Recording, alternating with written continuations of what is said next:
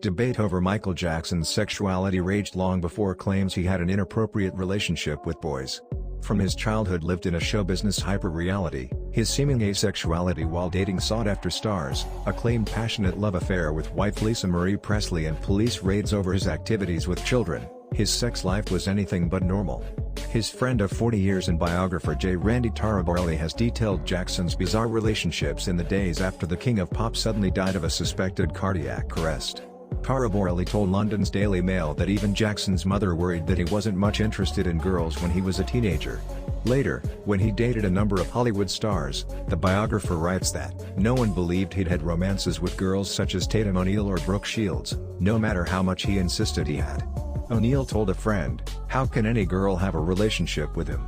When we're together, he's so shy he hardly says 2 words. I know he's a virgin. I wonder if he's afraid to have sex. He doesn't seem very interested." He might have been unsuccessful in building relationships many women, but Jackson prided himself on his closeness with children, saying on a number of occasions that he loved children and that he even had children sleeping in his bed. This claims took on a much more sinister tone when Jackson was charged and his house searched by police after one child, Jordy Chandler, said that the singer had touched his penis.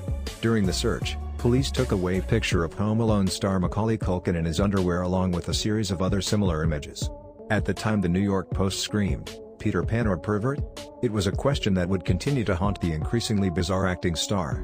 Seemingly moments after Jackson's court case of the child sex claims came to an end, he was never charged. The star met his soulmate, fellow hyper-reality resident Lisa Marie Presley. Both had been cocooned from the world from a young age, both were mistrustful of strangers and both soon fell in love, Taraborelli writes. He and Lisa appeared to have had an active sex life, Taraborelli claims.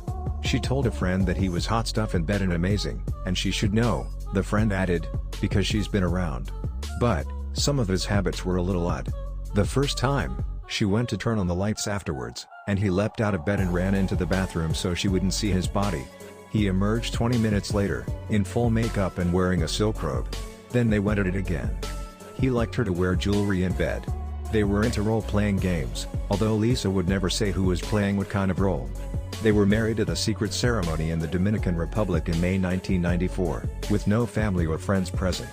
Priscilla Presley, Lisa's mother, was furious, convinced that Jackson was using her daughter to improve his image after the Jordy Chandler affair.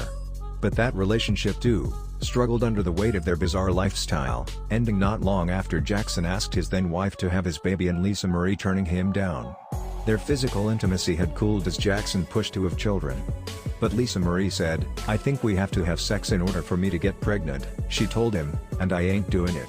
The one day over breakfast, he told Lisa, "My friend Debbie said she will have my baby. If you won't do it, then she will." Not long after that, the marriage was over.